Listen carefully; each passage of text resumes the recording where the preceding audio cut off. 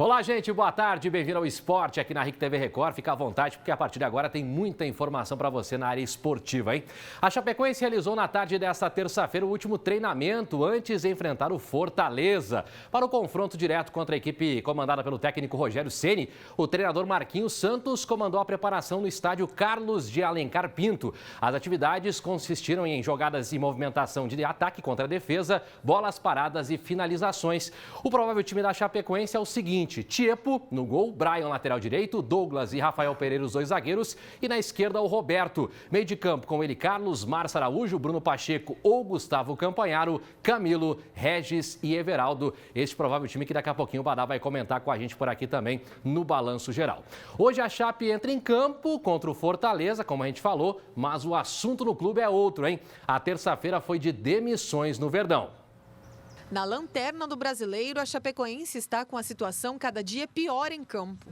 O time tenta remar contra a maré de perdas que arrasta o Verdão para o rebaixamento. Mas este não é o único problema que o clube enfrenta.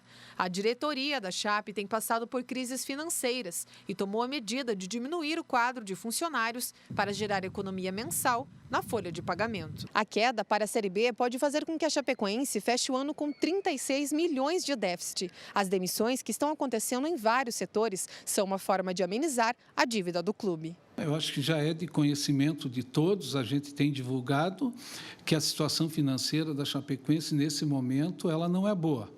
Nós temos alguns atrasos no pagamento de jogadores, de fornecedores, e isso faz com que a gente venha tomar algumas medidas, que é o que está ocorrendo essa semana, no sentido de redução de custos, enxugando o quadro de pessoal, daí por diante. O clube não passava por dificuldades financeiras desde 2014, quando subiu para a elite nacional.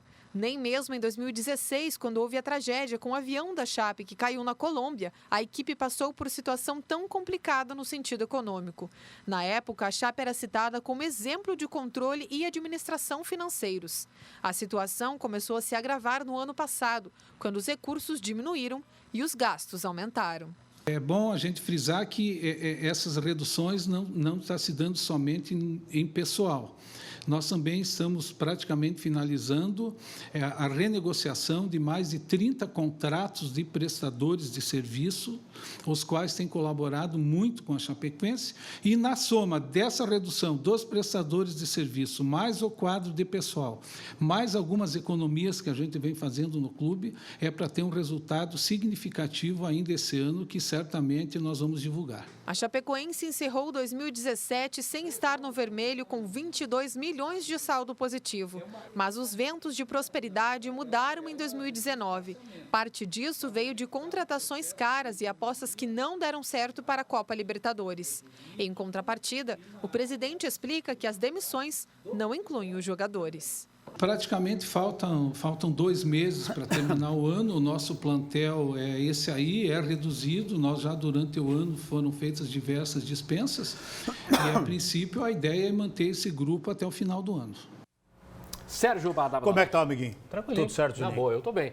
E aí, o que dá para falar dessa questão, essa crise financeira na Chapecoense? É complicado, mas não chega a ser novidade. Quando o presidente Paulo Magro esteve aqui, presidente atual, no comando do Verdão, que foi criada aquela crise, aquela comissão para se administrar e buscar soluções para a crise financeira da Chapecoense, já se imaginava que essas ações poderiam e deveriam ser tomadas. Não adianta, a Chapecoense é igual a qualquer outra empresa. Quando a coisa não vai bem, quando a despesa é maior do que a receita, infelizmente tem que ocorrer demissões. A gente sempre fica lamentando qualquer tipo de demissão e na Chapecoense não é diferente, mas não adianta, tem que cortar da própria carne. E a gente sabe que a situação é muito complicada, a gente vem falando isso já há muito tempo, eu faço questão, tem gente que não gosta, mas não é momento para ficar falando da crise financeira. Eu estou falando e sempre falo com muita tranquilidade, porque depois lá na frente, a hora que estourar o rombo, daí vai ter gente que vai dizer, mas vocês não falaram nada da crise financeira. Estou cansando de repetir que a situação da Chapecoense é muito difícil, situação financeira muito complicada. Estas medidas aí são medidas paliativas. vai amenizar um pouco, mas não vai resolver a situação, a gente sabe disso, porque a despesa ainda é muito grande, a estrutura da Chapecoense como clube de Série A é muito grande e a receita, infelizmente, está cada vez diminuindo mais, e algumas receitas previstas para entrar não entraram. Então, esta comissão, que é presidida pelo Paulo Magro, está tentando tomar medidas para amenizar a situação, mas ela realmente é preocupante. Então, vamos esperar aí que consigam, né, diminuir o déficit. Neste momento, o déficit é de 15 milhões. Se conseguir permanecer na Série A, ele pode ser amenizado. Agora, se continuar como está e o clube for rebaixado, aí o déficit vai bater lá na casa dos 30 milhões, como foi projetado aqui mesmo, nesse estúdio, nesse lugar, nesse local, pelo Paulo Magro. Então, eles estão trabalhando nesse sentido, de diminuir a despesa e aumentar a receita. E muito depende do time dentro de campo. E hoje tem esse jogo contra o Fortaleza. O Chapecoense está 8 partidas sem ganhar. E esperamos que cometa um crime lá contra o Fortaleza. O Fortaleza também não está em situação tranquila, tem 25 pontos, 3 apenas à frente do CSA, que é o primeiro que está na zona de rebaixamento. O Fortaleza também precisa da vitória. E eles estão olhando o jogo lá assim, nós perdemos para o São Paulo, estamos a 3 pontos da zona de rebaixamento, precisamos ganhar. Quem que é o adversário? É a Chapecoense, um time que está na lanterna do campeonato e há 8 partidas sem saber o que é uma vitória. Então é jogo para o Fortaleza fazer o dever de casa. Mas daqui a pouco a Chapecoense vai cometer um crime, com alterações do time. Com alterações, o Chepo, por exemplo, não vai jogar o João Ricardo. E eu comentei aqui na segunda-feira que estava na hora de dar um descanso para o Chepo, porque muita gente pegando no pé do Chepo, criticando e cobrando o Chepo e esquecendo dos outros jogadores. Então, se o problema é o Chepo, tira o Chepo, coloca o João Ricardo. Tomara que com o João Ricardo, e vamos torcer para que ele vá bem, a Chapecoense melhore e comece um novo caminho dentro da Série A. Muito embora muitos torcedores, a maioria, hoje eu postei na rede social sobre o jogo, um cara já me falou, Badá, esquece 2019, prepara para 2020, que 2019 já acabou. Para o time ainda não acabou, tem mais 15 jogos pela frente e o primeiro é hoje com o Fortaleza. Boa sorte para o Verdão. Esperamos que dê certo essa partida lá contra o Fortaleza, né? Hoje começa mais uma rodada do Brasileirão, são 7 partidas, confere aí com a gente.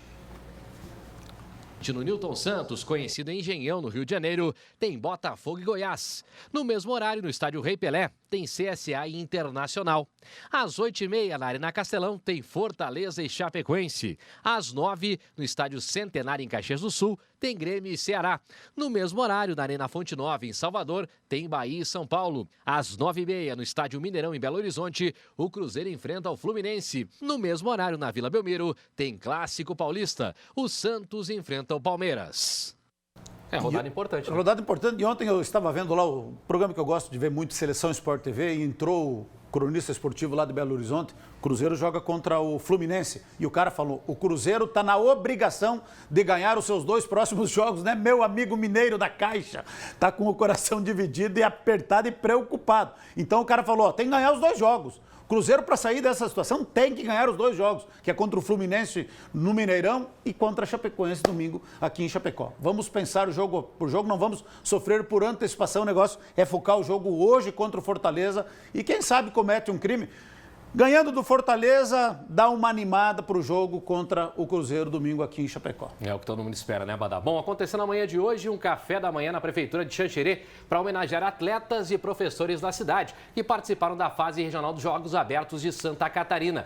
A solenidade ela foi no auditório da Prefeitura e contou com a presença de atletas e empresas parceiras que ajudaram a realizar o evento. Xanxerê ficou, né, só para lembrar aqui, com o título geral da fase regional com 60 pontos. Em segundo apareceu com Concórdia com 43 e em terceiro lugar o município de Saudades com 26 pontos. Importante comemorar também esses resultados positivos. Tem que valorizar, né? Um abraço aí, a gente viu ali o prefeito Avelino Menegola. Ô, seu Menegola! Um abraço para o prefeito, um abraço para o Miri, grande Miri, presidente do Olaria, já foi prefeito da cidade também, tem uma identificação muito forte com o esporte.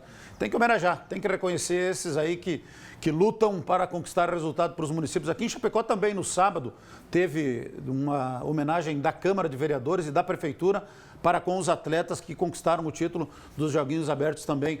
Uma homenagem muito merecida, porque a gente sabe que esse pessoal do esporte amador aí trabalha muito, luta muito, treina muito para poder competir e conseguir bons resultados para os municípios da nossa região. Todos estão de parabéns. Vamos fechar o esporte, então agora com a hora do abraço chegando por aí.